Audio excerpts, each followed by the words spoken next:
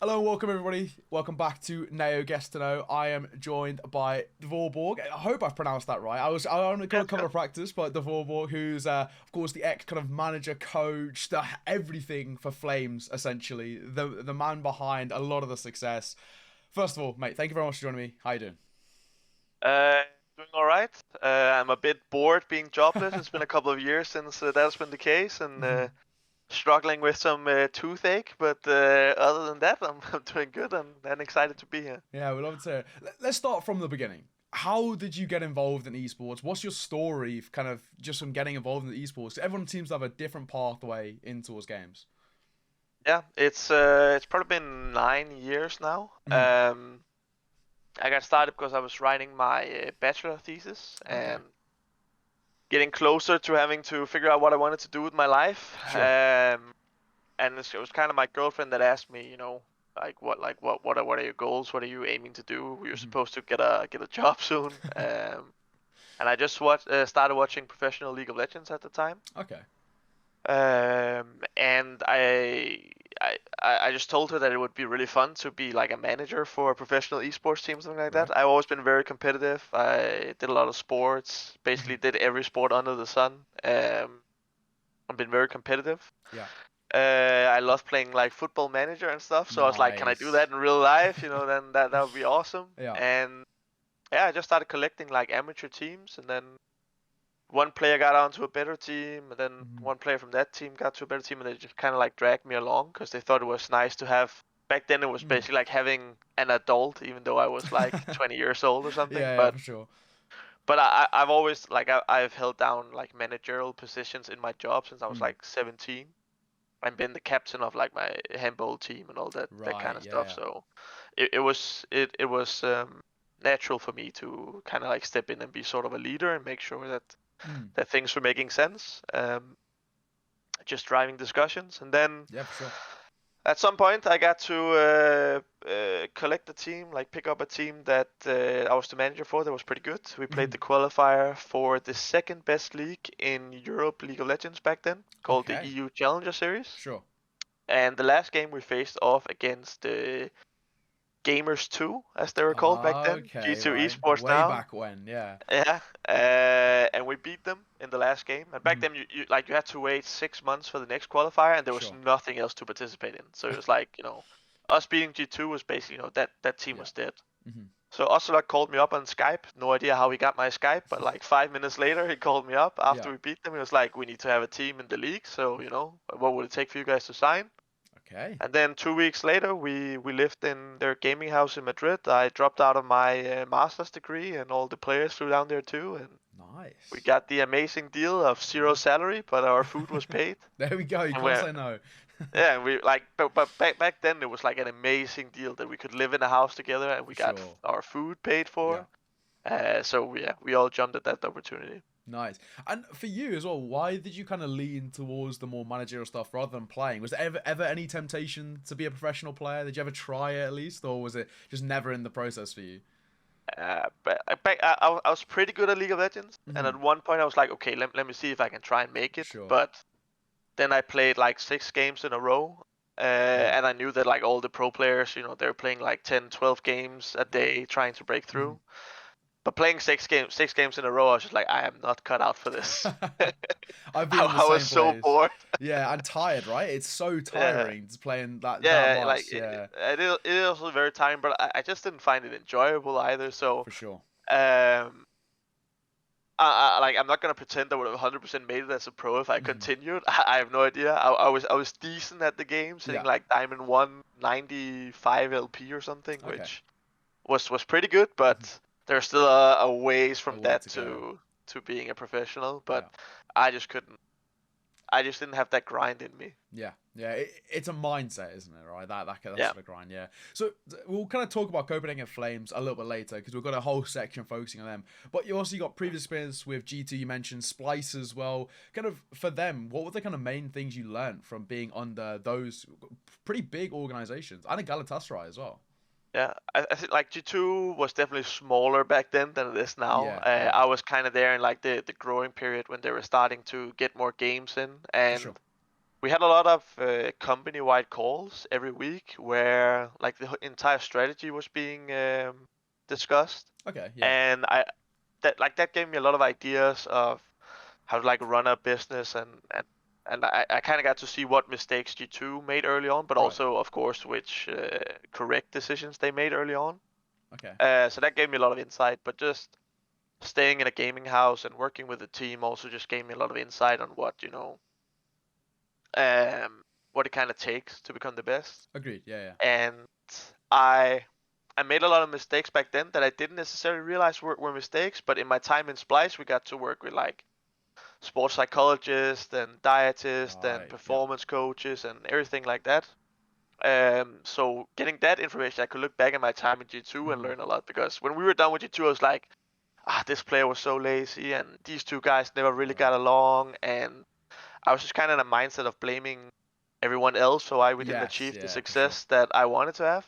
But then working with like a sports psychologist, it was like my mindset changed to, okay, yes, this guy was lazy, but what could I have done to make sure that he stopped being lazy? Or Okay. All right. like these two guys didn't get along and they were really bad at having discussions with each Mhm. other.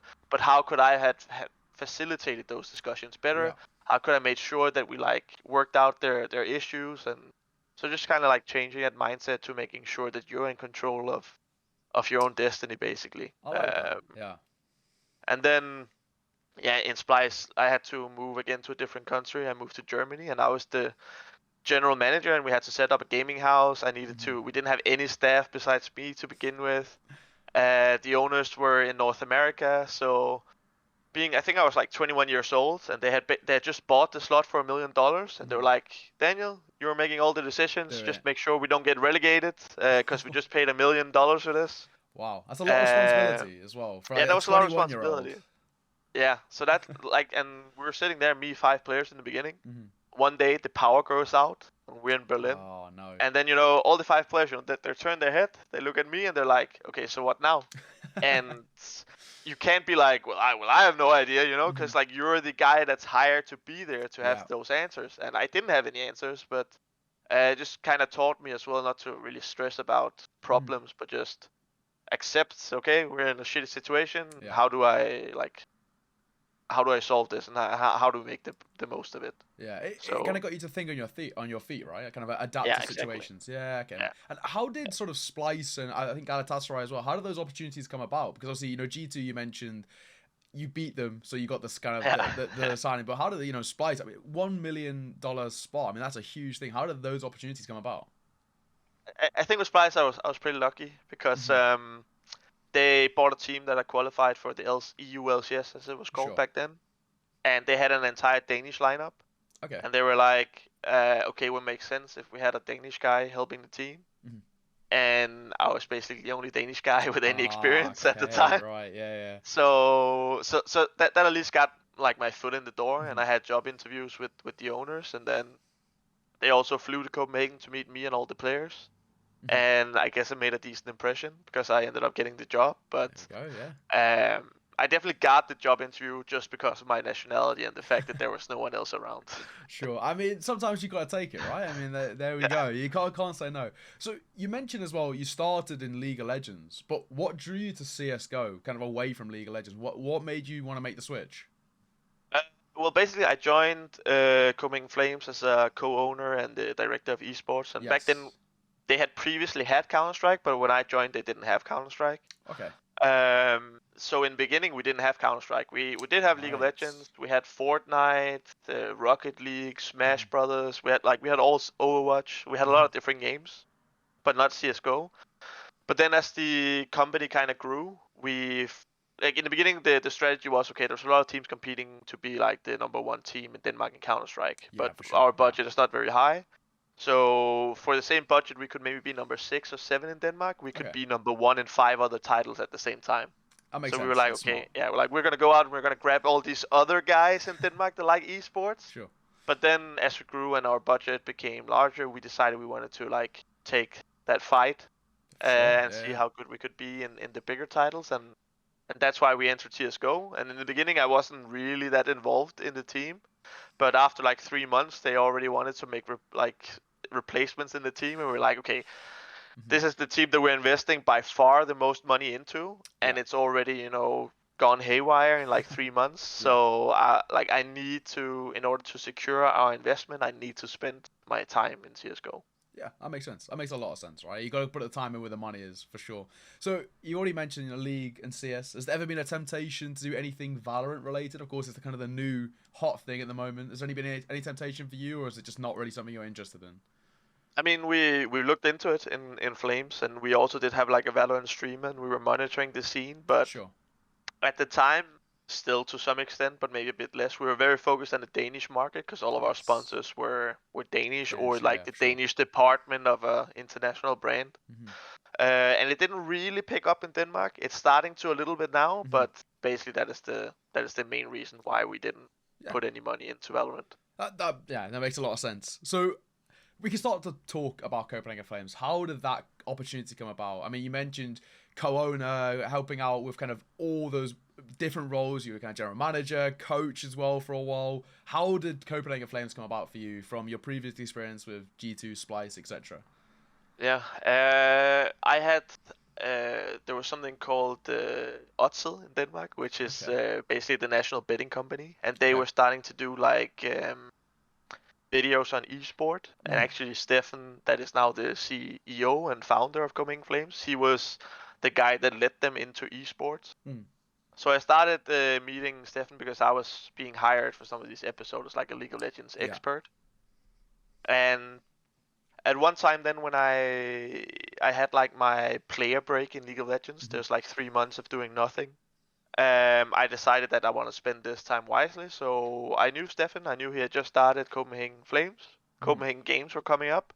They had a Overwatch team and a Counter-Strike team competing in Copenhagen Games, and I just kind of offered my services as a performance coach, I would say. For sure. Because I didn't necessarily know too much about those games, at least not at a professional level. And I really wanted to keep developing in these like performance coach areas.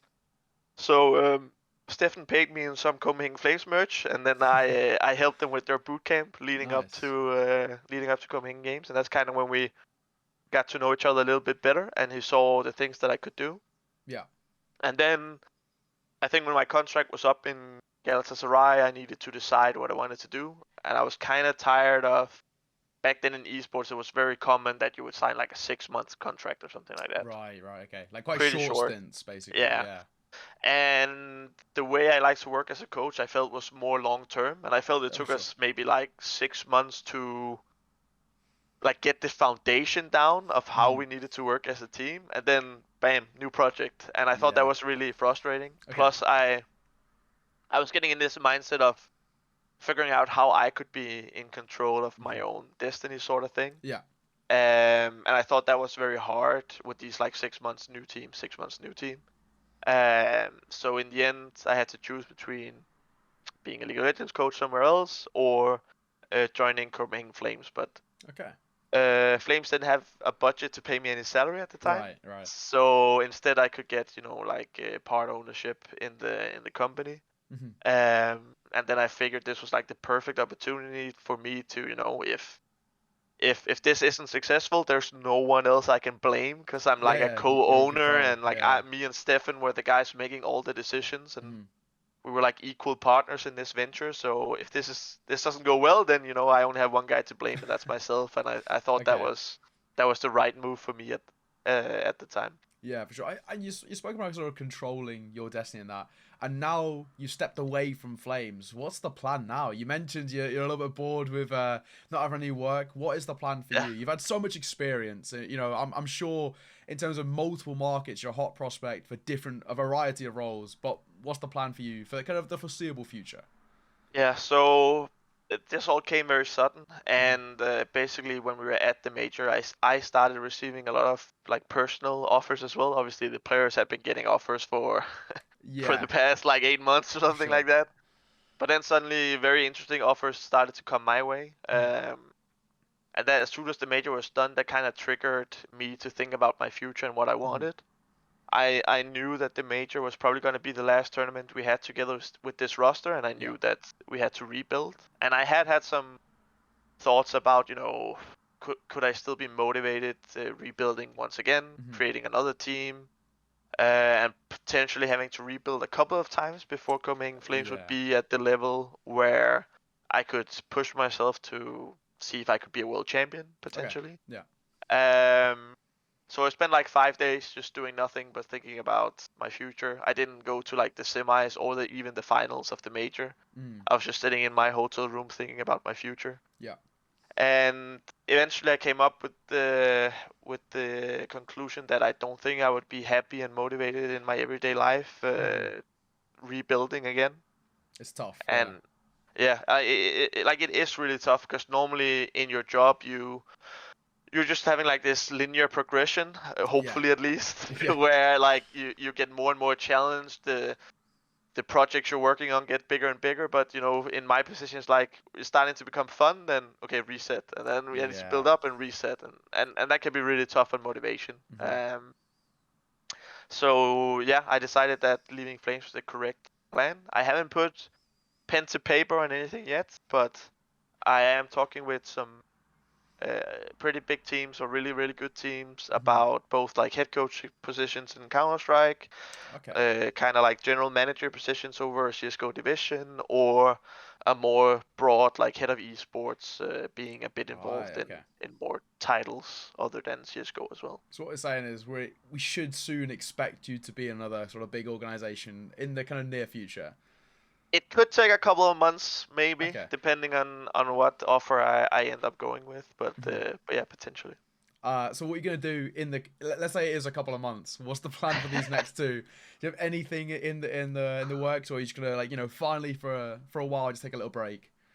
I mean, my girlfriend lives abroad for a couple of years, so Okay. she's coming home to Denmark. So I'm definitely gonna be spending a lot of time with her. But Yeah.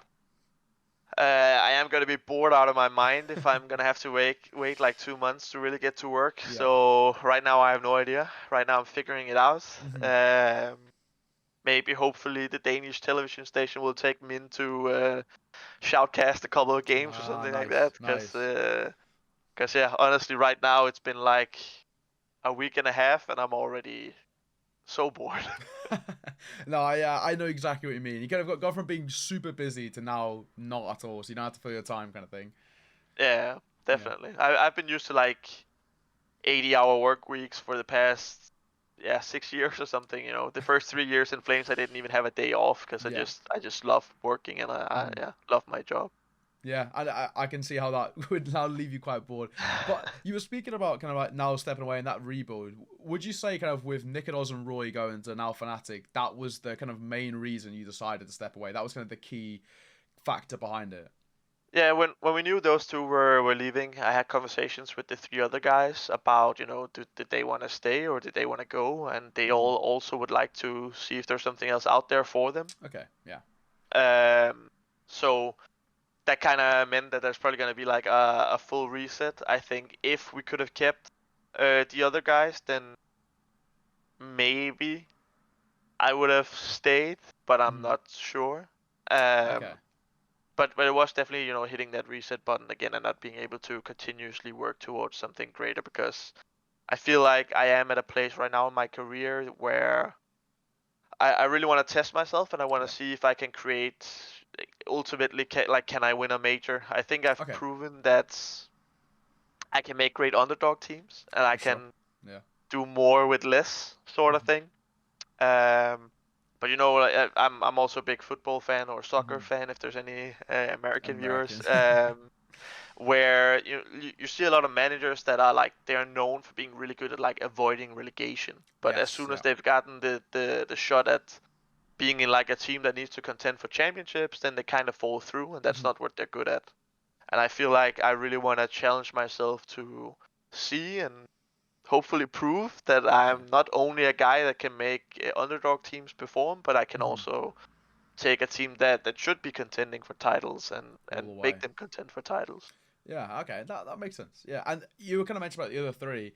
If Copenhagen Flames had confirmed that, Yabi Zeif and Hooksy were staying, do you think you would have been ever tempted to make a rebuild out of that? I know you kind of said it's very difficult to motivate yourself, but if it was confirmed that those three were staying, would you have, potentially given it a shot? Potentially yes. Hmm. I really enjoy working with especially Hooksy. Me and him have a very good working relationship, and I Sure. do believe that he's severely underrated, Hmm. and that there are not more teams battling to sign him is kind of baffling to me. Yeah, And then obviously I think Yappy and Siphon are like huge talents, for so sure. it would need all we would need to figure out how to piece the or like puzzle the pieces together. Needing an AWP and kind of that star player and Roy. Roy's very hard to replace for sure, Big shoes to fill, right? Yeah. but I would have definitely been open to having that conversation. Hmm. In like a hypothetical as well, if you had to find two players, an AWP and a star player that were within kind of Copenhagen Flames budget, is there any names that Yeah. you kind of had looked at in the past, or names that you kind of would Sure. be tempted to try and pick up if in a hypothetical? Yeah, I mean, I've been thinking about this a lot because that Hmm. is sort of my job. It wasn't Yeah. a surprise that players could be sold, so Hmm. I already had like a list ready of players that were Okay. the first on my Give us a rundown. on my list to Who's on approach. So your on your spectrum? Give us a rundown. yeah, so we need an all player. I think the guys that we saw would be the best fit for us would probably be either Acore or Lucky. Yeah, I Um, assumed one of those two. Yeah, for sure. yeah, Acore has previously played a bit with Hooksy and Hmm. obviously has a incredibly high ceiling. Yeah. And yeah, I mean, he would be interesting to work with. And then Lucky, I don't think he got to really show his true potential in Astralis. Yeah, for sure. And bringing him in, he already had a bit of experience before, or like playing in the big tournaments Yeah. and having to be on stages, etc. So that would be not a complete reset for us Yeah. either, while still having a young guy with a lot of upside. Hmm. So he would have been very interesting as well. And then for Roy, it gets way more complicated. I can imagine. Um, Yeah. so either we would need to try and like replace him 1-1, which would be tough. Mhm. I think the best bet would probably be TMB, Okay. Yeah, that for just sure. played in Mad Ex Mad Lions. He's Lions played guy. a lot. Yeah. Yeah, he's played in a lot of the similar positions, and he was a caller in Mad Lions, but I know that that's not his preferred role in a Right. team. But that knows, we know he can take a lot of initiative. Mm. But another thing we were discussing, or I was at least discussing in my head, would be that Yappy would kind of take on a bigger role in the team and maybe Okay. try and relieve some of those positions, and Mhm. then that would open up a couple of, I think, potentially would have talked to like Boopski, see if he would be open Yeah, big name. Yeah, yeah. to re-enter CSGO, and yeah, there were a couple of other names on the list we would probably talk to, like some of the younger guys. We'd probably be interested in like Stair and Sprout. We'd be interested in Yeah, for maybe sure. Borup, maybe Buzz, maybe have a conversation with Kiavi. Mm. Yeah, there's probably a lot of people we would have had a talk with at least, Okay, and that see makes if they would fit sense. in. And just like generally away from Flames, is there any players that you believe are, criminally underrated? You mentioned Hoosey being one, but any other Yeah. players that you think are really underrated, or players that are kind of young talents you think in the future are going to be big names? Because I know you've got a very kind of deep scouting kind of prowess about you. Is there any names that kind of either people should look out for the future, or you just believe are very underrated? Um, I think this year definitely. I think Stair and Sprout. He's Yeah, already he's doing good, talented. but Yeah. he's gonna. He's only 17. He's already played like 3 fairly big LAN events like ESL Pro League, the RMR, IEM Mm. Katowice, and they're going to IEM Cologne, and they're going to Valencia. So he's also just getting a ton of experience for a 17-year-old guy, Yeah. and he's playing these CT positions where you're a very integral part of like calling what needs to happen, Hmm. etc. So having that responsibility, and he's gone from like playing in the second division in Denmark to where he is now in like Yeah. around 2 years, I think, is absolutely incredible. Hmm. And I'm only hearing good things about him. So I think he's definitely a guy that we're gonna see in like 2-3 years being in one of the best Danish teams. That's it. Hopefully, I think he's gonna come back to the Danish scene and not this international nonsense he's Yeah. doing right now. Yeah. Then I think I'm kind of gonna claim him as Danish regardless. He has a Okay. Romanian flag, but he lives in Denmark. Yeah. Okay. Sure. So we're gonna Talented claim though. him. Yeah, the Fnatic Uh, Rising. He was brilliant. yeah, Kind of yeah. yeah. And I actually think we would also have considered him for Okay. the all position Bro. in Yeah, Flames yeah. now. He was also, when we thought we were selling the entire team to Complexity, he was also high on that list for a potential new team. Mm-hmm. So I think he's gonna have probably a breakout year as well. Yeah, and then I think Hooks is definitely underrated. But no one else comes to mind right Okay. now. Yeah. Okay, that makes sense.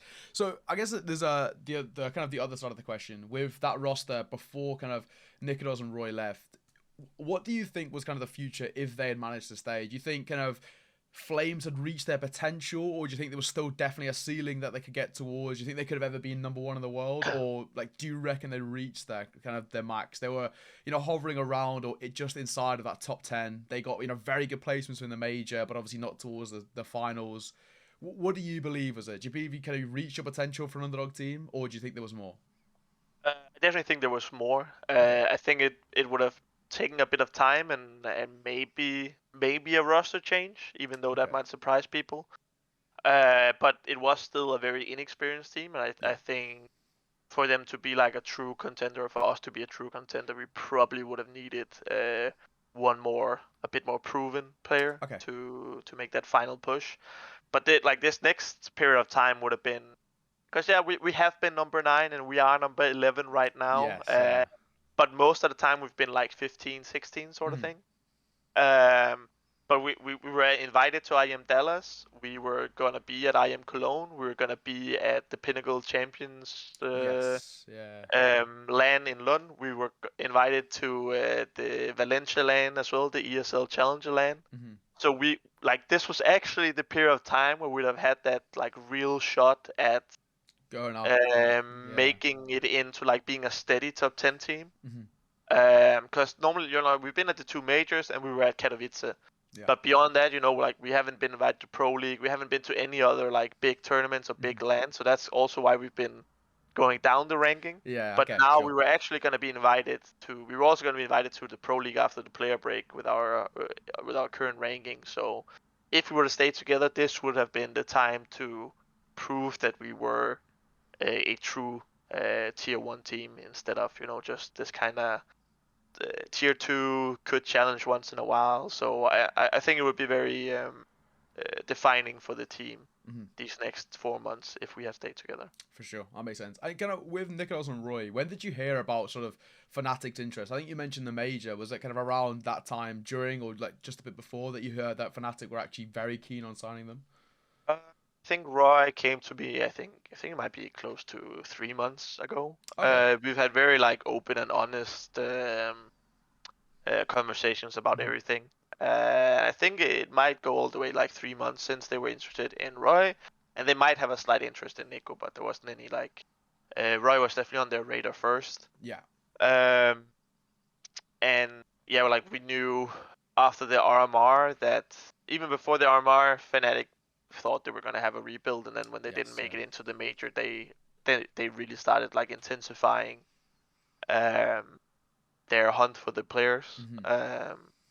So it was just before the major, like like maybe 2-3 days before the major, I Oof. think that it was Yeah. like confirmed that Roy was gonna go to Fnatic, and then Mhm. that there was, I think maybe 1 day, 2 days before the major, we learned that I knew there was an option, but then I knew that Nico was probably also gonna go the same way. So For yeah, sure. then the entire team was informed the day, 2 days before the major started, Okay. that this was our last run.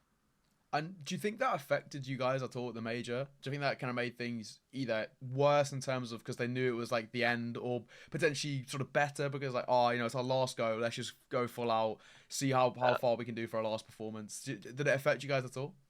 I think it was definitely a roller coaster. I mean, people knew that it could happen, Mm-hmm. but sort of when it was confirmed, there's a lot of emotions. Yeah. Some of the players were very unhappy because it's also that means that they're well, one thing is that they're not playing on this team anymore, but now Mm-hmm. their future is uncertain. Yeah. Can they be on a team that can compete? They don't have any offers lined up right now, so is this like a major setback in their career and their Right. ambitions? Mm-hmm. So there's definitely a lot of emotions going on there. I think especially Hooksy took it very hard, Mm-hmm. but he's a trooper, so he got back up. Yeah. But I think if you look at all the media day photos, Hooksy is not very happy in any of those Right. photos. Okay, that makes a lot more sense Uh, now in context. yeah. But I think as we kind of like went along, it's I think we're good at adapting this. Like we have to leave it all out there. This is the final Yeah. hooray. And it ended up being such an amazing Yeah. Very good ending to tournament. our journey that we made the arena last time. We were one One round away. away. Yeah. And now we made it, and we got to have that first major stage experience together to kind of round Mhm. off like it was like almost exactly a year we've been together. It's like a year and Perfect. 4 days or something like that. So it kind of Yeah. like kept that off in the perfect way. Okay, so it wasn't all kind of bad emotions, basically. No, like Okay. we definitely, it also banded us together in a Yeah. sense. You mentioned the other three as well, how they don't currently have any offers, but do you know of any interest in the other three? I mean, I think, you mentioned Hooksy's criminally underrated, but Yappy is very, very well renowned as being kind of one of the hottest riflers in the world at the moment. Zyphon's still only just like 18 years of age, if I'm Yeah. right in saying, so insanely talented for his age. I mean, surely there must be some interest in those guys because of how talented Yeah. they are and the fact that they can prove it in Tier 1 as well. They all have interest right now. They just Mhm. didn't 2 days before the major. Right, okay. But word gets out fast, so people knew they were making changes. Hmm. I think. I mean, I'm really happy with Yappy, but I actually kind of been surprised. But there's a lot of interest in him, and Yeah, he's gonna end up on a really good team, I'm I can sure. imagine. Yeah. There's a little bit of interest in Hooksy and Siphon, but not as much. Hmm. But hopefully they will also land in good places. But yeah, I definitely think that they'll probably all land somewhere Yeah, good, and I also think they all deserve it. And yeah, for sure. um, yeah, they're all gonna do great, hopefully. So, are we expecting to see Yabi in a Tier 1 team relatively soon, as you think? Yeah. Okay, that's good to hear. International or staying local? I think it kind of narrows it too much down if I confirm or deny that. I think that's a question for Yabi. Okay, I'll ask you But I'm also one. not Oh, yeah. I'm also not sure if he even knows himself yet. I think he Okay. has options either way. I'll ask you just one more question. I won't get any more information after, but how good is Yabi's English? Uh, it's okay. It's I think okay. like Okay. he's probably the worst at English in the entire team, Yeah. but I would say that the standard in Danish people is pretty Pretty high. high. Okay, sure. But I mean, like when we had pizza, we did evaluation in English, so he has tried to convey his thoughts in English and like Okay. have discussions in English. So I don't think it would be like an issue for him, but Hmm. he'll definitely once in a while he's like inventing his own words whenever he's speaking English. But Okay. yeah, Yeah. it's Fair enough. it's all Fair enough. right. It's all right. Yeah.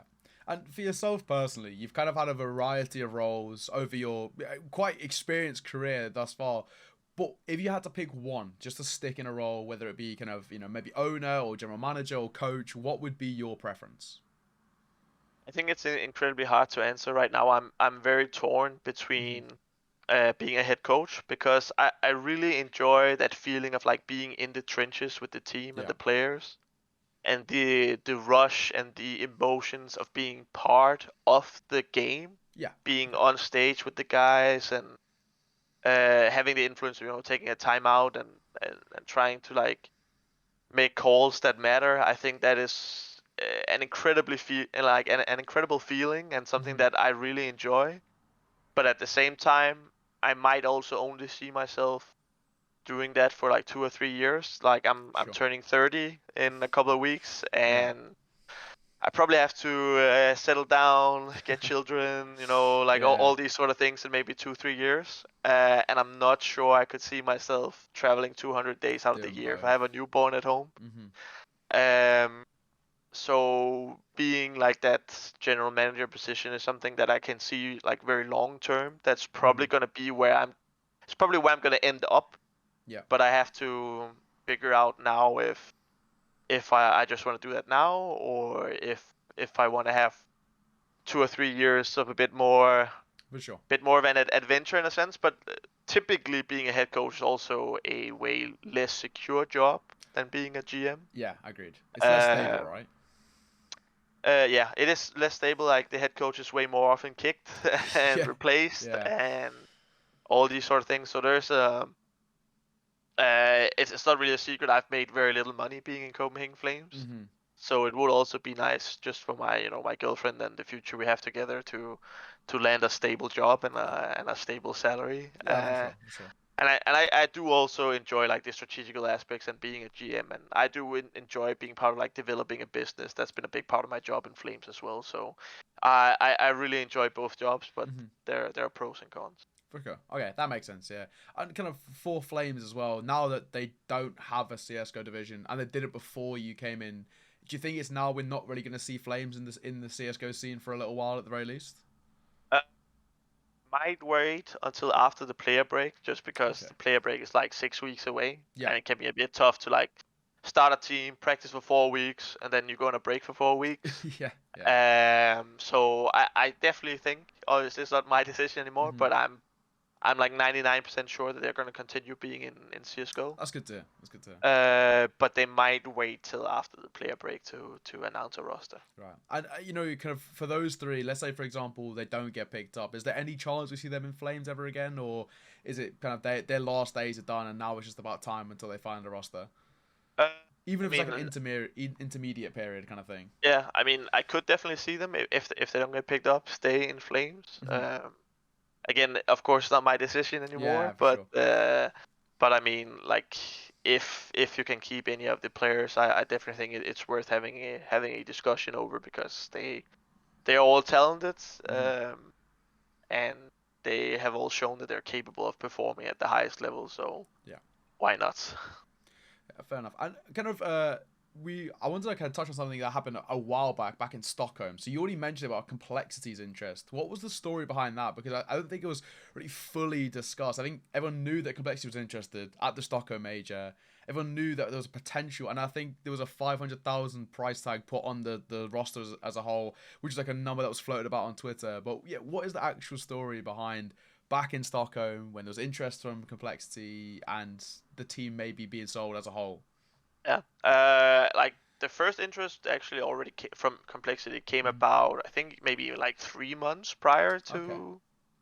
to Stockholm, maybe 2 months. And initially it was Huxi and Yappy they were interested in.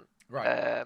But that turned into, I think when they learned maybe that Blame F and Config and were going to Astralis, that Yeah. then they started being interested in the entire lineup. Mm-hmm. So we discussed for a good while, and then when we did very well at IM Fall, then it became more concrete. They started asking for price, like a price point, etc. Right. And I'm pretty sure we were a bit below the 500k mark. Okay. But then it was actually after our 2-0 day at the Stockholm Major in the Challenger stage. Mm-hmm. That's when they made a firm offer Right. for the team, and we accepted it. And if you watched our documentary, you can see that we had a conversation that same night about everything also, Yeah.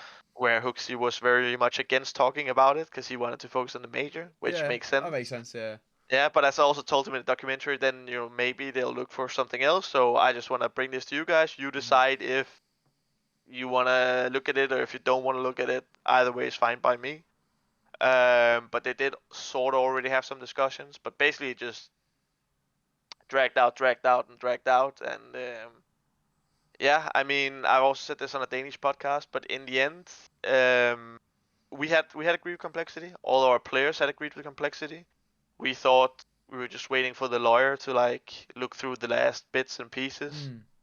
Mm. Then I heard from some journalist friends of mine that the complexity were talking to like NA options.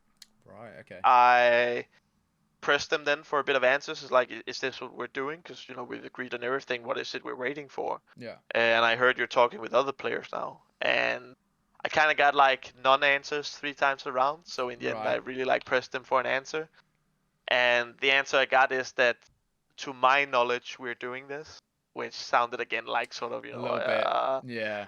a cop-out answer, so we started to think, okay, it might not happen, but we Mhm. were kind of confused because we had agreed on everything, and it's been Right. like a week and nothing happened. Yeah.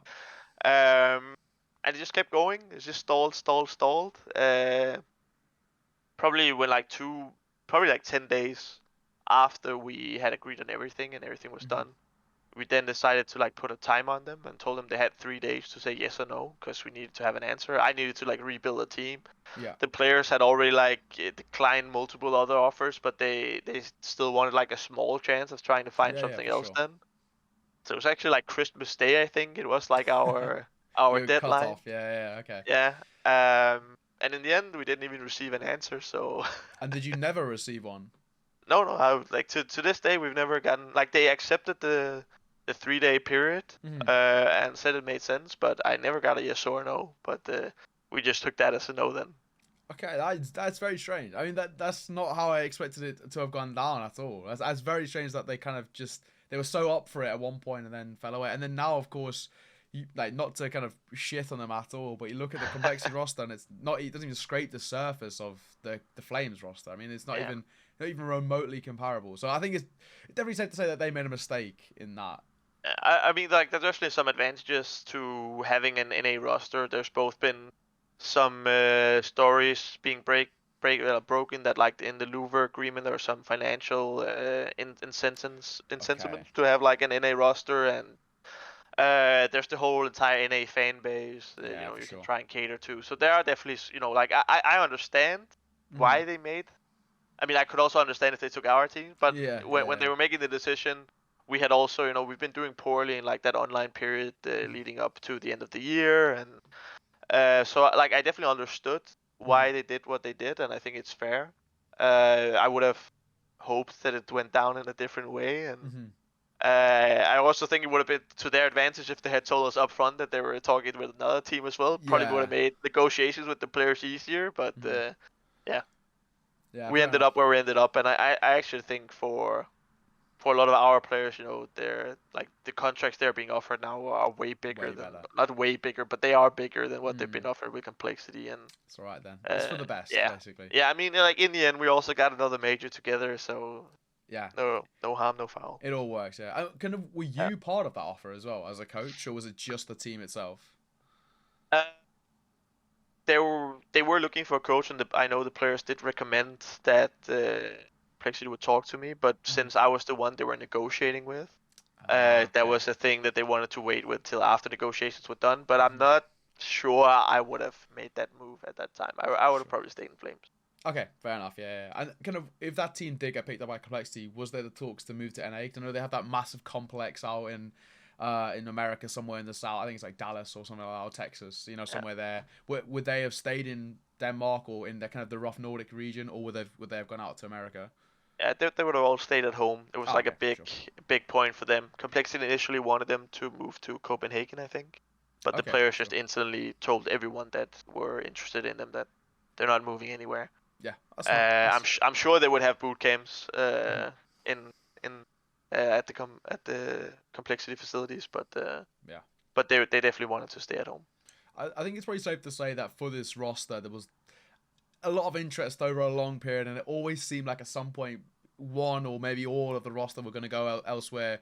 What do you think it would have taken to have, indefinitely kept this roster together, or was that just sort of never on the cards? A lot of money, Okay, a fair. lot of money. Yeah. Cause I mean the salaries the guys like Nicolas and Roy like they've like five doubled their salary moving to Fnatic. Yeah, for Uh, sure. so and on top of that salary, Fnatic also has like an ESL Pro League spot, which was Precisely. a big thing for the players as well. That was like the biggest reason why they wanted to go complexity. They had both ESL Pro League and Blast. Yeah. So I mean, like, we would need to, probably at least triple our player salary budget, and then For sure. even then, it like they would probably have re-signed with us Hmm. if we could like triple everyone's salary, I think. Yeah. And then they would have stayed, and we could have sold them for more money if Hmm. they were to go somewhere else at some point. Yeah.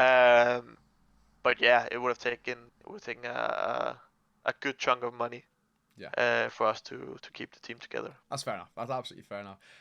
A question I got proposed on Twitter that I kind of wanted to add into the main Flames process, since it's kind of very much about your job as well, was kind of Flames are known for finding diamonds in the rough. They're known for finding these players that are so super talented, got a really high skill ceiling, but as you mentioned, kind of criminally underrated. And since you did a lot of the scouting work, what is the process? What's the scouting process? What's the mastermind behind it? Because on multiple occasions, Flames have found a roster of not no names, but people that people just look over and criminally overperformed, I guess you could put it, from what people expected of them originally. Yeah, I think for us, the in-game wise, I've kind of had help from different players that were maybe already on the team, or players that I trusted. I would also watch demos myself, but especially in the beginning, before 2000. We picked up a team with me in October 2018, and before that, I didn't even watch Counter-Strike. So okay, right. I'm very new to the scene. Yeah. So I've gotten help with like in-game things and like game sense and all these sort of things. But for me, it's a lot of talking. Honestly, I probably talk with players for like probably around 4 hours before we sign them. Yeah. And for me, it's all about making sure they have the correct mindsets, that they buy into our like team atmosphere and philosophy, and that they are like self-reflective and they're good at taking criticism, and they understand that it's not just about being good at shooting heads, but there's so much more that goes into being a great team. And for sure. Kind of these things I talked about earlier, were like taking control of your own destiny sort of thing, like having players that understand that if they want to get somewhere, then they need to focus on what they can do differently, and not so like if I'm talking to them and they're blaming their teammates for why the last team didn't go well, and if I start like asking about that, they just continue to just say but these guys are just bad, that was why we weren't good, then it's probably not the right fit for Flames.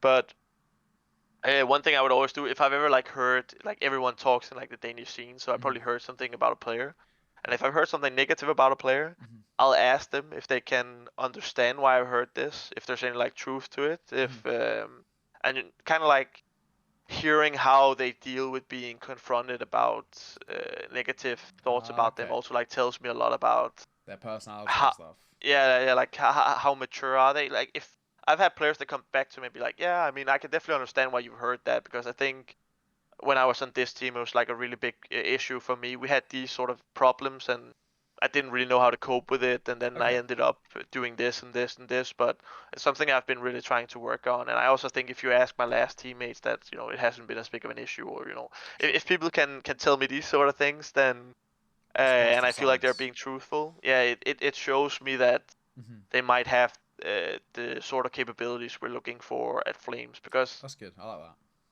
I think the rosters we've had, even like if you just focus on the last one we had, I don't think I know a lot of people are praising our individual players, but I honestly think, and I think the team would agree, that like firepower player for player, like we didn't really necessarily like out aim our opponents. I don't think we had like god gifts to Counter-Strike or anything like that.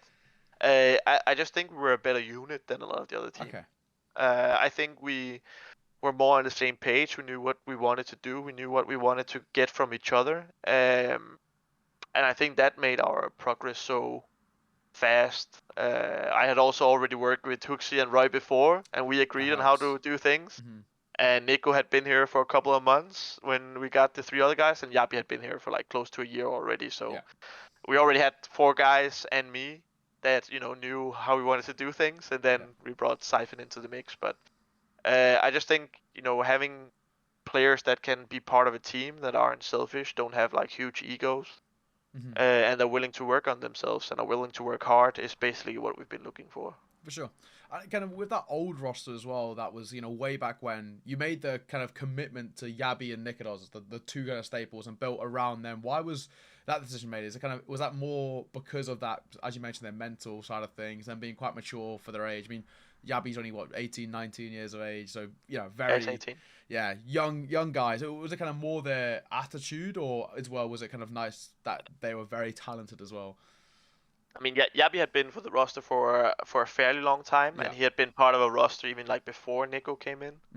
And a lot of people when we made roster changes in that like way, like it was like Mangs, Mert, Stafu, Basso, and Yappy. Yes, yeah. When we made roster changes there, a lot of people like private messaged me and was like, "Why are you guys not replacing Yappy?" Because Yappy had all the star roles and he was rocking like a good 0.94 rating or something like that. Right, yeah.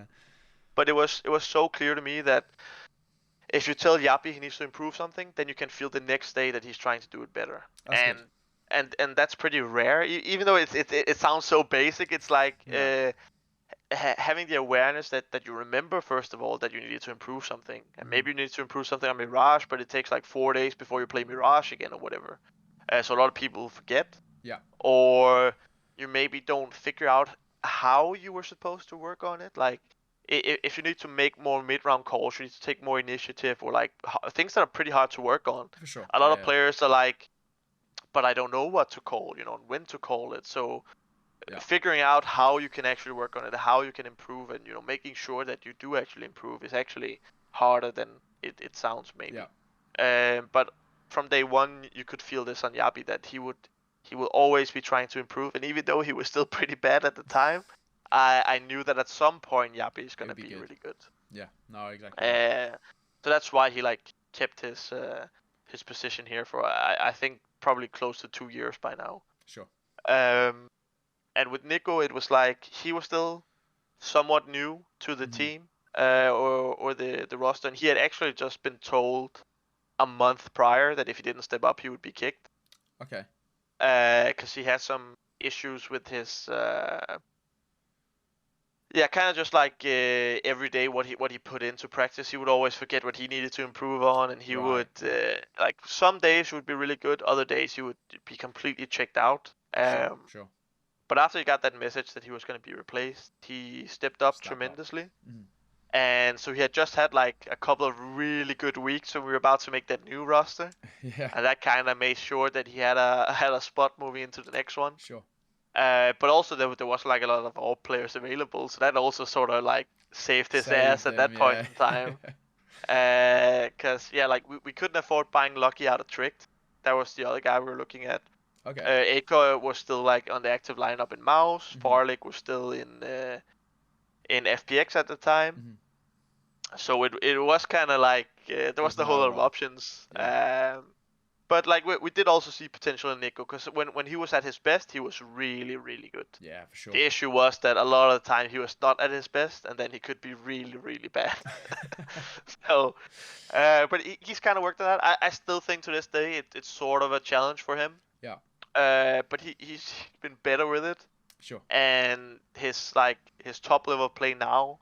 When Roy came in, it was like Roy and him play a lot of CT sides together. Yeah. And in the beginning, it was like 90% Roy saying what to do and 10% Nico. And basically Roy just running around babysitting Nico. But but then in like 2022, it's been probably more like 60-40. So he's really stepped up, and he has had games where he's the primary voice on our CT sides, and he's the guy telling everyone what to do and taking responsibility. So if he can do that more consistently, he's going to be one of the greatest players, I think, in the entire world. But that's something he still needs to work on. But yeah, that was the potential we already saw in him back then.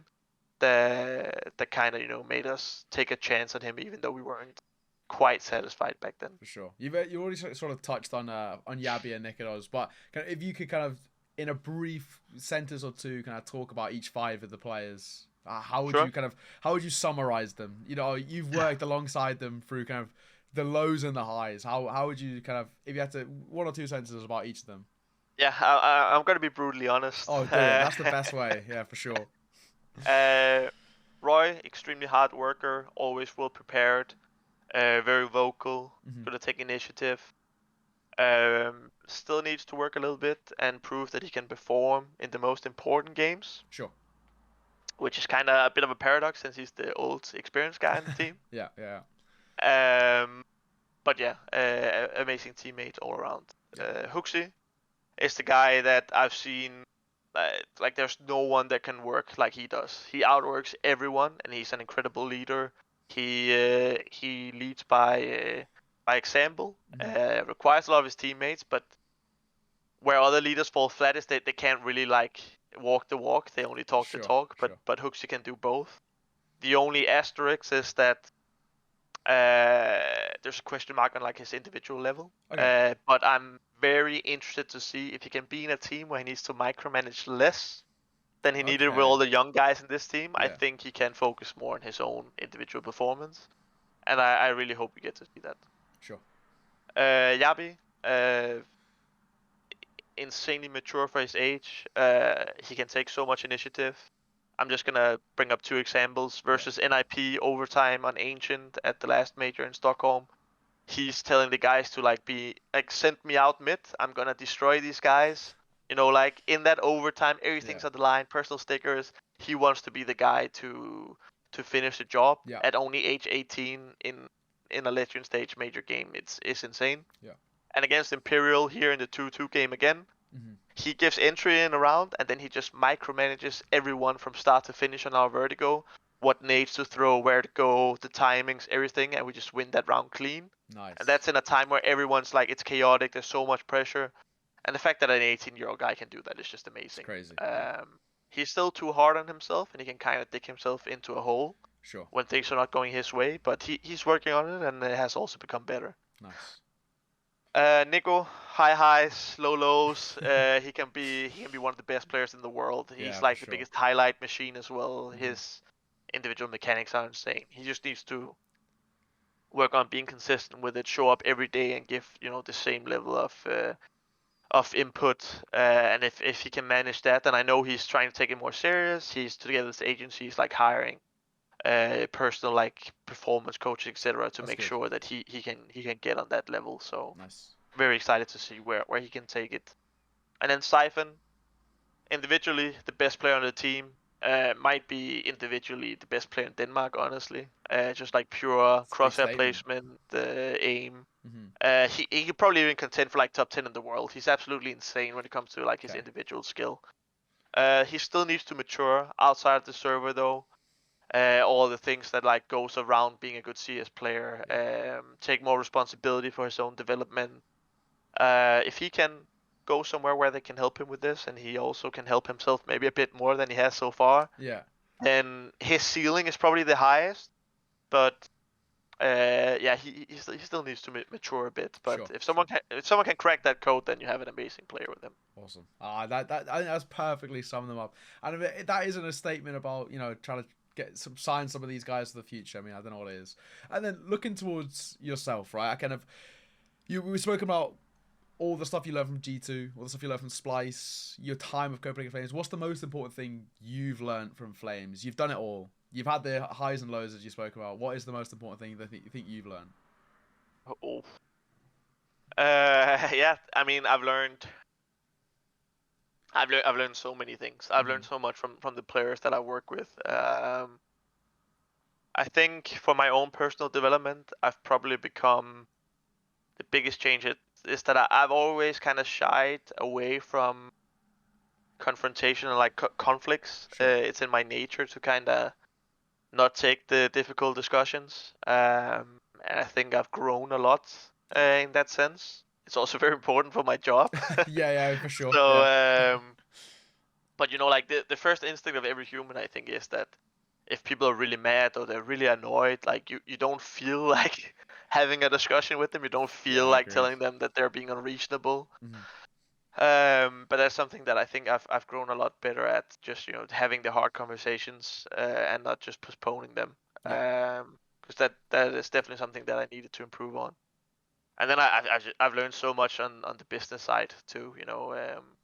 None of us had ever made a a business, and when I started, we had a budget of like, I think we had $30,000 a year when I started in Flames. Yeah. that was the budget, and now I guess I can't say exactly how much, but there's a couple of million in the budget now instead, That's like euros. Yeah. So we've gone from like 30,000 to a couple of million. So being in that process is how to run a business. Suddenly having like 2 employees in the office to right now we like Flames is employing like 60 people. So just like managing that and budgeting and figuring out how you spend money the wisest. It's been a it's been a very um teaching experience for me. Like I definitely learned a lot in a lot of different aspects. Nice. Okay. No, fair enough. That makes sense. And for yourself as well, if you could work for kind of any organization in the world, let's like kind of stick with mainly like CS. Let's say you were kind Yeah. of more involved in the CS side of things. If you could work for any organization of your picking, doesn't matter kind of who's, if there's a coach there already or whatnot, who would you choose? And why, I It, guess, as well. yeah, I mean, it's gonna be such a boring answer because the truthful answer is that I can't really say, because Yeah. for me, I don't really care about like their public appearance Mm-hmm. or if they've been doing good or bad. Like for me, it's about what I'm looking for, somewhere I can land, where I can see myself being for a lot of years. We need to like align on philosophies Mm-hmm. and how to do things. I need to land a place where I can feel that they're very long term with their decision making process, and all these sort of like boring things Yeah. Okay. that you can't necessarily tell from the outside. Yeah. You can make assumptions, um but yeah, for me it's just so important because I now I also gone from being like a co-owner. Now I need to be an employee most likely. Yeah. And I don't think I'm an easy employee to have because Okay. I Right. have the topics that I have an opinion on, I have strong opinions. For sure. Because if I have an opinion, I've spent time and effort to form that opinion, Mm-hmm. and it's gonna take some really good arguments to put me down another path. Okay. Sure. Um, so if I'm somewhere where I don't feel like they have like this might sound basic, but in my experience, not every organization I feel are making logic-based decisions. They don't Yeah, I'd necessarily agree. Yeah. think too hard about why they're doing what they're doing. They can be like emotionally driven or things like that. And if I end up in a place where I need to answer to someone that's very emotionally driven, Yeah. or like the way we think about how to develop a team Mm-hmm. just doesn't line up, Sure. then I'm probably going to be fired very, very fast. I'm looking for somewhere where it feels like we were kind of like lining up, and they're Yeah. very logic driven, and we can kind of like have these discussions Sure. That about makes a lot more things. sense. Yeah. And then like kind of in a team base, I know it's kind of again another sort of hypothetical. If there's any team in the world currently and you could be the coach of, is there any that you would think that obviously your philosophies align with, but also you'd find it exciting to work for that sort of team? Of course, there's some pretty good rosters on the market at the moment. Any? Yeah, I mean, if I could just pick any team, then Mm. I would definitely probably. I mean, I would love to work with FaZe. Obviously, they're so Of good. course. Yeah. I think they have players I could learn a lot from as well. I think I could probably learn a lot from, especially Kerrigan and Robs. Yeah. I For think sure. would be very interesting to work with, just from an outside perspective. I think it could be interesting to work with the. I think a very interesting challenge would be G2, just because they have so much raw Yes. talent, but Yeah. they just can't seem to make it work. Mhm. So that would be a very interesting challenge to try and see if I could be a part of making that Okay. work. Yeah. Nice. Um, And then yeah, I mean, I think the way Heroic is playing Counter Strike is very admirable, and I think we kind of try to do the same in Flames, with having like a very loose way of playing and not Yeah. that structured, and every player needs to think for themselves and make their own individual decisions. So I would probably think that would be a lot of fun to work with. Nice. Um, but yeah, I think that would probably be the top three. That makes Uh, sense. Existing like rosters. If I just had to think about the roster of players they have right Yeah. now, For sure. uh, I think probably those three teams. Cool. Makes sense. I wanted to just kind of finish touching on things about the women's side of thing, because obviously Flames very recently re-signed. I think it was Ramsden was the kind of the re-sign, then a whole new team around that as well with a few. And I've already spoken to one of them as well. But what do you think kind of ESL has done for sort of the women's scene with that their whole new Impact League as well? Do you think it's on the right steps to becoming a much better scene? Yeah, definitely. I mean, we've actually we had female players sign the past 3 years without Previously, any yeah. break. We kept Ramsin and Josephine. They were always signed Yes. to us. Okay. They didn't have three teammates Mhm. for 4 months or so, Sure. but in those 2 months we still paid their salary, and we told them they could come and watch the guys practice every Mhm. day if they wanted to. They had access to, like, we record every practice with voice comms as well, and everyone's POV, so they had the opportunity to just kind of like soak that in for Yeah. for 4 months and kind of develop that way. So we've always been part of the scene, but I definitely think it's in the right direction. I mean, we needed a circuit of some sort, so we could, you can sell that to sponsors, and you could be like, hey, we're playing these tournaments. Whereas before, we couldn't tell sponsors what we were gonna play. We couldn't tell them when. We couldn't, For sure. And then it's a very tough project to sell. So definitely in the right direction. I hope we get bigger leagues that can hold more teams. I hope we get maybe like a second division.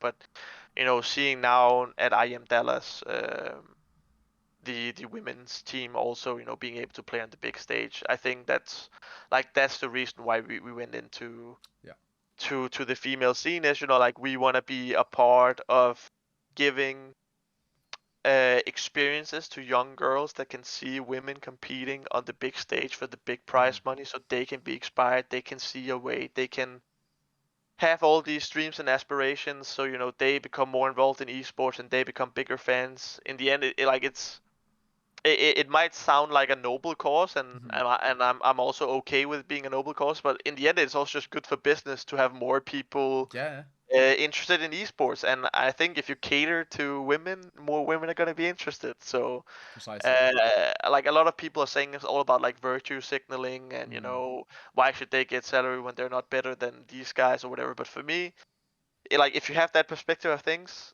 look at it very cynical, then it's good for business. Like more people interested is more money for all of us. Nice. Is there any changes you'd make to the women's scene just to kind of help it continue to thrive and get better and better?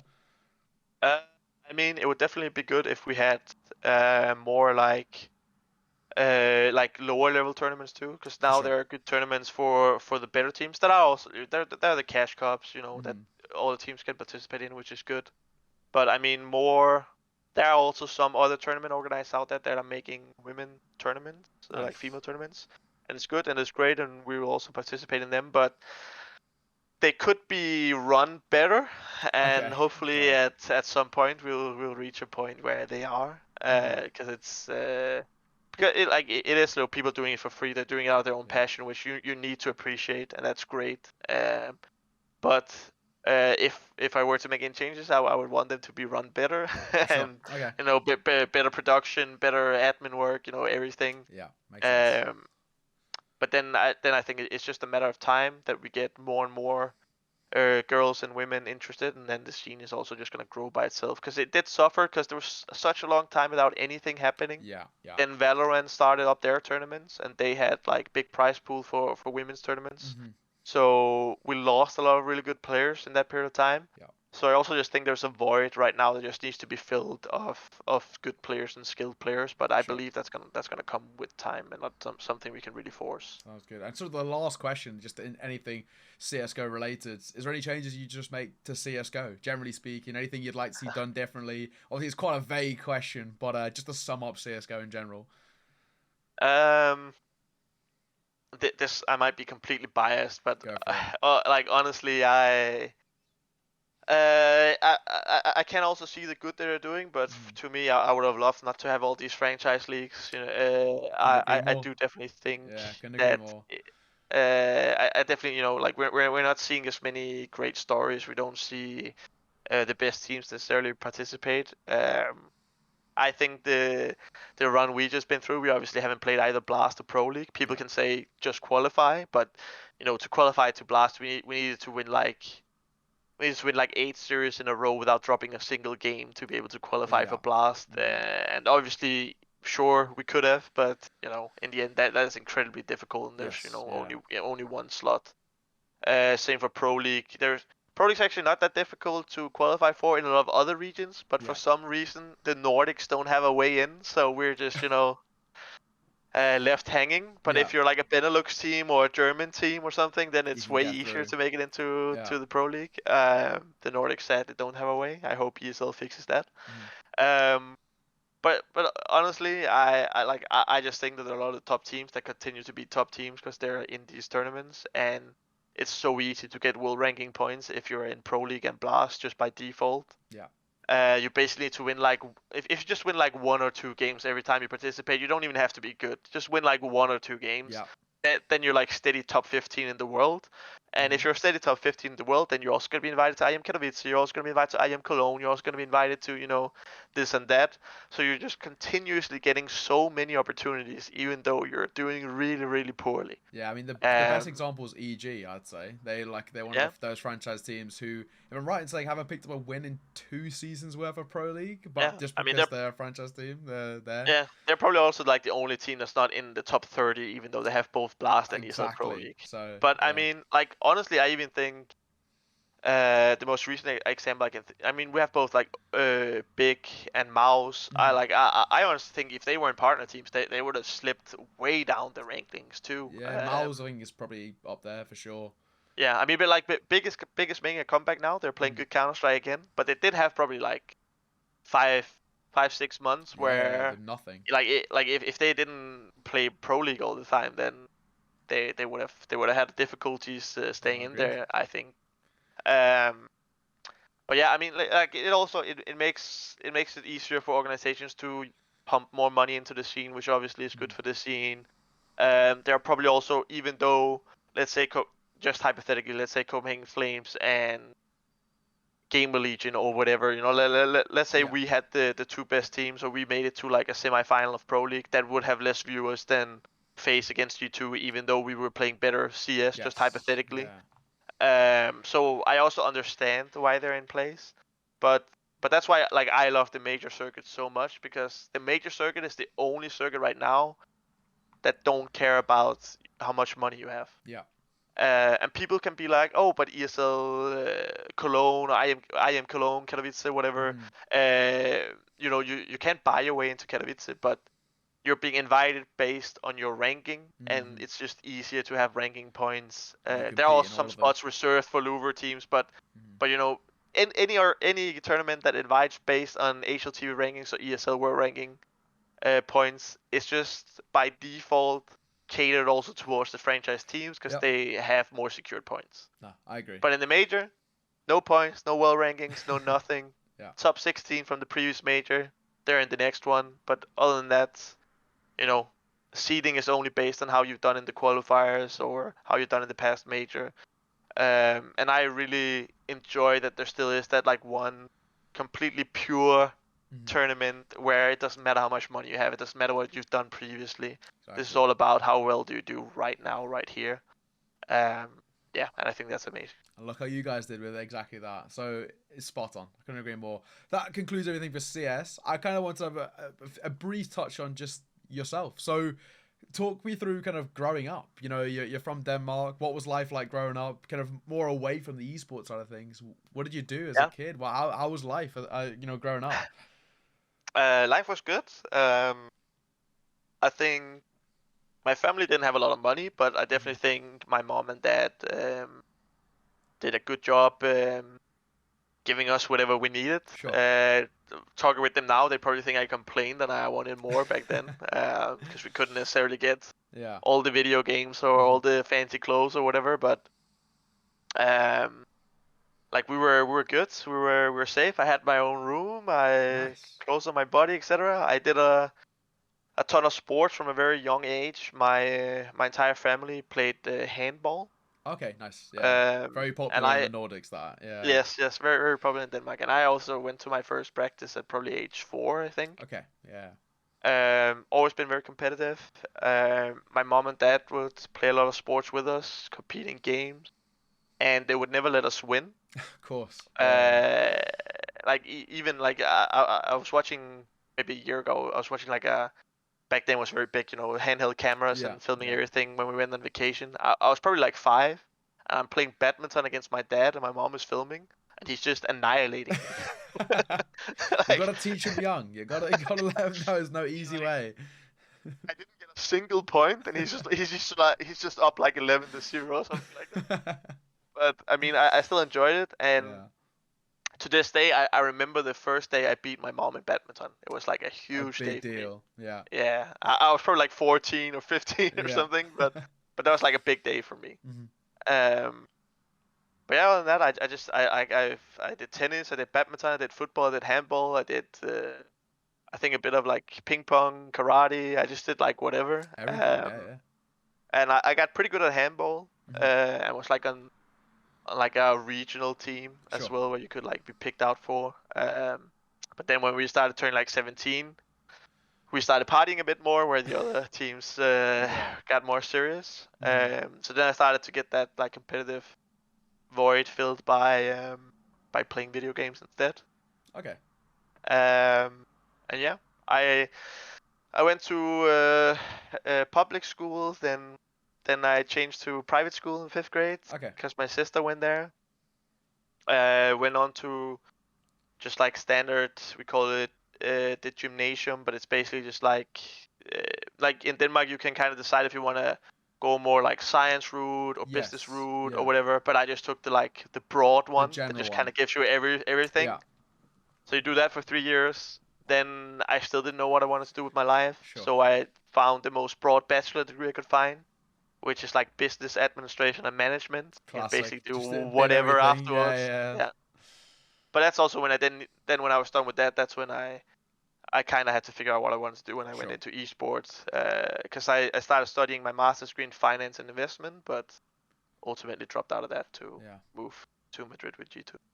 Kind of when did that love for esports start to come? You mentioned kind of when you're 17, you kind of weren't taking handball as serious, but kind of for you, was gaming always a part of your childhood? Did you play games a lot growing up as a kid, and then were you always quite competitive? I know, like for me personally, I was really big into FIFA as a kid. Yeah, I was me too. super competitive in FIFA. I used to just get really annoyed at Ultimate Team. So, where for you did the kind of that love for esports come from? Yeah, I mean, I got a PlayStation 1 at some point, Nice. and that was probably when I started gaming. Sure. I remember playing like Crash Bandicoot and Tarzan, and then I started playing, I think FIFA 99 probably. Oh, that's a It's my first throwback. FIFA. Yeah, that was probably my first FIFA, Yeah. and I basically bought every FIFA since. Mm-hmm. And yeah, I was also playing football myself, and uh, watched a lot of football. So that was definitely like, that was also the more accepted form of gaming at the Yeah. time. Yeah. Like at school, FIFA was cool. Yeah. Yeah. For sure. But then I started playing. I got a bit more nerdy when World of Warcraft came out, and that was probably my first. I guess more nerdy game to play. Sure. Whereas it was more socially acceptable to play FIFA. That was still like the cool Yeah. guys doing that. In the beginning, we like the guys that were playing World of Warcraft. We didn't really talk too much about You it. didn't say anything about it, yeah, sure. Yeah, Yeah. but I basically played World of Warcraft since release. Okay. That was back in 2004, Yeah. and I think it took me a couple of months before I got it. But I was playing like at my friend's house Sure. and things like that. And then I kind of, after a little bit, maybe a year, then I really got sucked into World of Warcraft, and I just Nice. was raiding, playing arena when that came out, and Okay. like Right. just doing The all whole that lot. kind of thing, all those kind of things. Yeah. For yourself now as well, 'cause you say you're very close to 30. What kind of hobbies and interests do you have outside of esports? Kind of what do you do when you're trying to take a step away from your CSGO, I guess, or any esports in general? Yeah. I still follow football, not as closely as I used to. Do you have a team? I mean, in Denmark it's FC Copenhagen, Okay, classic. Yeah. and I used to follow international football a lot more, but now I kind of follow esports more. Sure. So Sure. I Yeah. don't have the time, but I do also support Chelsea in England. Okay. Sure. And that was I can see a Liverpool jersey Yeah. Yeah. Big Liverpool hanging fan. behind you. Yeah. So I don't follow them as more or as much any longer, but Yeah. I still try to keep somewhat up to date. But then other than that, honestly, I don't do much in my free time. I honestly don't enjoy free time that much. I'm the same. Yeah. I'd much rather be working on something. But of course, I spend time with my girlfriend, and we go out to nice restaurants, or we watch Netflix shows or whatever together. Yeah. So Yeah. I think that's probably when I need to de-stress. I either play video games, go for walks, or watch a series on Netflix. Love to see. So that's I guess what I spend my time doing. Right, so I've got a really tough one for you. Yep. If you weren't involved in esports at all, what do you think you'd be doing? I think it's a very difficult one for you, especially since you've been involved in esports for nearly a decade now. So Yeah. But I would probably, like, I was studying my master's degree in finance and investment, so I probably would have finished that. okay, And then what I was thinking about back then was that I would probably try and be a consultant, because Okay. in my mind then I could work with like different businesses and it would kind of be something new and fresh in some sense. Hmm. So yeah, I would probably be like a business consultant working for, hopefully like one of the bigger consulting houses like Deloitte or that would have Yeah. probably been the play. Funnily enough, that's literally what I was doing as well for PwC. Yeah, So yeah, exactly that. So I was on that same path, and then I went full time into esports. So I was same exact place. Yeah. So I guess the last question is about kind of your personal life, and then we'll go into kind of the few random Twitter and Reddit ones we have. But you mentioned you dropped out your masters. Was having that conversation with your parents quite tough? 'Cause I know it can be very tough to try to explain to parents who really don't understand esports as much that you're going full yeah. time into something that they really don't have a clue about. I know for me personally, trying to speak to my mom about what esports is, hasn't really got a clue. So for you, was that a tough conversation dropping out of your masters, going full time to a different country to go and do esports? I think my mom was very supportive. Mm, She's always just told me to do whatever, and she doesn't care about money at all sure. or anything like that. I think my dad was also pretty supportive, but was a bit had a few more questions, and as my journey went along, he would ask me more often when I was gonna start to like make more money. Okay. Yeah. Yeah. I think he was just a bit concerned about you like because like G2 non-salary. Hmm. Splice, I was the general manager and I was in charge of like a $3 million investment, but I think I got paid like 2k euro a month or something like that. Okay. Right. Yeah. Yeah. And in Flames, I was not salary to begin with, Yeah. and Hmm. like all these sort of things. But I actually think the more difficult conversations throughout has been probably with my girlfriend, and not necessarily Okay. because I would say she's not supportive, Hmm. because obviously I've been doing this for 9 years and I've had some jobs that paid pretty well, but most of the time I've been making very little money. Yeah. Yeah. Yeah. And that obviously puts like we've it's been hard to go on all the vacations. That's like because she was on the same path as me and she finished her masters and Right. went on Okay. to work in like the biggest company in Denmark, and Hmm. she started making good money and I was stuck making no money. Yeah. So also just in terms of like what apartment can we live in, vacation, Sure. what if like we've been together for even longer than I've been in esports, so we've been together for like 11 12 years now. Wow. So it's also like we can't get married, we can't get kids right now, we can't there's just Right. a lot of things that we The can't do big life because questions, basically. yeah. Yeah. So it's constantly been like a question of every time I was done working at one place, it was like, okay, can I continue to do this Sure. or should I go back to my education? And this was especially a question the first like 4 years of my career, 4 or 5 years, because Hmm. it was still always an option to go back to school. Hmm. And have I kind of like, am I done with this Yes. adventure or fairy tale or Sure. whatever? And It's a my classic. friends would Yeah. ask me like when I would be getting a real job. Yeah. Hmm. But then yeah, so that's kind of been the most difficult this conversation. And it's not because she's been putting pressure on me. It's just also that I put pressure on myself Hmm. to like it feels so shitty to limit her in what she can do in her life, right? Yeah. Yeah. For sure. So that's like difficult to deal with yourself too. But then Flames started to look like it could be a real thing, and now now some of the offers that I'm receiving, I'm not necessarily going by the money, and I'm probably not going to take the highest offered Yeah. salary. But now I've been offered salaries that I honestly never thought I would be making that amount of Yeah. money ever in my Eye-opening life. amounts. Yeah. Yeah, so it's incredible now that now I can actually potentially make sure that we're financially stable. Now We'd love to now say. there's a potential that I can be the breadwinner in the relationship Hey, at there least we for a go. little bit. 12 years down the line, we're Yeah. finally there. The journey's come to a full circle now. I have catching up to do with like the savings account, but we'll get there We'll get eventually. there, exactly. Good stuff. That's good to hear.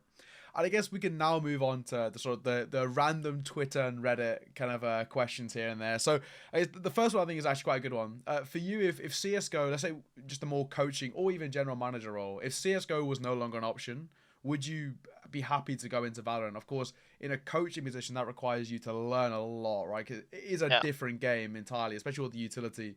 But would it be something you give a go, or would you really not be that interested in it?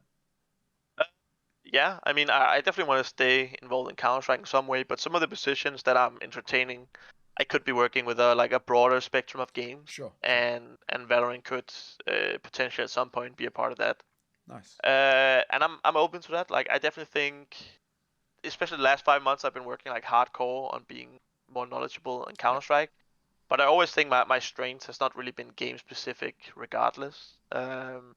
It's been all the things that are not game specific, like making sure everyone knows what is expected of them, making sure everyone is comfortable, everyone knows what we're working on, why we're working on it, why we're not doing something else, like just everything that needs to be in place to have like an effective work environment. And I think I could apply that to Valorant, League of Legends, Overwatch, whatever. Yeah. But right now my passion is definitely for CSGO the most. For But sure. but I'm open to in the future to working with other titles too. And this next one you've already sort of touched on a bit, but we can kind of just touch over it again. What's the most important thing to you for building a young team full of kind of prospects? What's kind of your? I think we already kind of spoken about this a bit, but what for you is the most important thing? I think for me it actually, like the most important, it doesn't really matter if it's a young squad or an experienced squad or whatever. Sure. I think what we've done right and what I think is the right is just people don't spend enough time aligning their expectations. Sure. And when I say that, it's everything. Like aligning expectations on, you should be getting 8 hours of sleep. You should have eaten at least an hour before we meet up. You should bring this sort of this level of energy to practice. You should participate this much in discussions. You should take this much initiative on the server. You should, like you're expected to say these sort of things in these situations on the server. Just everything. Yeah. You need to manage expectations on everything. Everyone needs to know exactly what is required of them. They need to agree on what is required of them, and they need to see why this is required of them. That makes sense. Because if everyone is buying into the fact that, I'm just gonna take a very simple example just because it's easier right now. But let's say we all agree we should be sleeping 8 hours a night because that way you have energy. That way you can put in 100% when we practice, and we need to put in 100% to practice to become the best in the world. For sure. That's an expectation that's thrown out there. Everyone can nod and say like, yes, I agree. I see the logic behind why I need to sleep 8 hours every night. Yeah. Okay. Now you've agreed to the fact that you need to sleep 8 hours every night. So if we meet up for a practice day, and you slept 6 hours because you wanted to watch some TikTok in bed or whatever. We've all been there. Yeah. I mean, like we've had players where this is like it's a legitimate thing that happens even at our level of like. But let's like you've told me you see why you need to sleep 8 hours. You understand that's what is required for us to become the best we can be. Sure. Now you slept 6 hours. It's very easy for me to like give you that criticism now. And like your ego is not going to be bruised from me giving you criticism because I can reference a conversation where you've told me that this is what has to happen for us to be the best. That makes sense. Yeah. So now it's very easy for me to go like, this is not good enough. Like we've all agreed, you told me this needs to happen for us to be the best. Like, do you not want to be the best? Why are you doing this? And people very quickly then, yes, this is not good enough because, and again, we use this for everything, like the type of energy you need to put in, how much you need to participate in discussions, evaluation, how many demos you need to watch in a week, how much deathmatch you need to play, whatever. For sure. If like I make the players tell me that they believe this is what needs to happen for us to be the best in the world, and when they've said that, it's so much easier for everyone in the team to give each other criticism because egos aren't bruised. Because if you haven't talked about this, even though you might think it's fair, when someone gets at you and they're like, you didn't put enough energy into this, or like, why are you not playing any more deathmatch, or why didn't you watch 5 demos this week, or whatever, it can be easy for your ego to be bruised and just go into like defensive mode and be like, well, like why didn't you do this, or whatever. Yeah. But it creates rifts basically in the team. Yeah. And people start getting defensive, but doing it this way, in my experience, people don't tend to get that defensive, and people like own up to their mistakes, and of course, and it's just easier that way. And then if it's the same mistake over and over, it's also very easy to tell them like, okay, so we've been going 2 months straight now. This has been an issue for 2 months. You've told me all throughout that it's not good enough. You agree that it's not good enough. Yeah. What am I supposed to do now, right? Like I've tried to help you. I'm trying to reminding you. you're still not improving. It's been 2 months. I mean, you told me this is what is required to be the best in the world. We want to be the best in the world. So if you can't do this, like we'll have to look at other options. Mm-hmm. And even when people are told this, like they see the logic, they understand why you're getting there. Yeah. And they don't feel that it's unfair that you're going to entertain having other players, because they agree that this is what it takes, That and makes sense. you're not delivering what it takes. So I just think it makes everything so much easier, and it just creates a team where everyone is just on the same page, and Yeah, love it. so easy to, because you also do need to push each other to become the best in the world, Course, and I think this is the right way of doing it. So you can push each other without egos being bruised or people being unhappy with the way it's being done. For sure. And next one, quite a good one as well. Kind of, who's the best player that you've ever worked for? Doesn't matter kind of, or worked with, may I say? It doesn't matter kind of what the reason is, but who's the best player you've ever worked with and why? Yeah, I think the most complete player will have to be Roy. Yeah, what a beast. Yeah. Yeah, I think just his he takes it, it's hard to like point to. He's the guy where I have the hardest time like just pointing to a weakness and sure. then being like, okay, this is a big weakness, because he works hard, he's prepared, he's a big part of team discussions, he's a big part of calling in game, especially on the CT side of things. He knows how to set himself up. He works, yeah, like he plays so much deathmatch. He's like, yeah, he's just like, his work ethic is impeccable, and he's a nice guy overall. So yeah, he's just the guy that probably has like the least obvious weaknesses out of any of the players we've ever had. Speaking of as well, the next question is also about Roy. Is does Roy speak the way that he does on Twitter? No, he doesn't. He likes dad jokes, but outside of that, he's a pretty serious guy. He started tweeting like that because he thought it was boring just to tweet what everyone is tweeting, just like GG. GG, good game, see you next week. Exactly. He thought that was very boring, and he just didn't do it because it was so boring. Yeah. But at this point, people think he's just like turning off his brain and then just type something. Yeah, that's what people generally think. He spends a lot of time crafting these tweets. He spends a lot of time and effort crafting these tweets. So, fair enough. That is a good one. So for you personally, what's the best country you've ever been to? Oh, I mean, I really like Denmark. Yeah, fair enough. I like Denmark as well. Copenhagen is one of my favorite cities, or it is probably my favorite city, and I also live in Copenhagen, so that's fortunate. But my second favorite city I've been to is Hong Kong. Oh, okay, okay.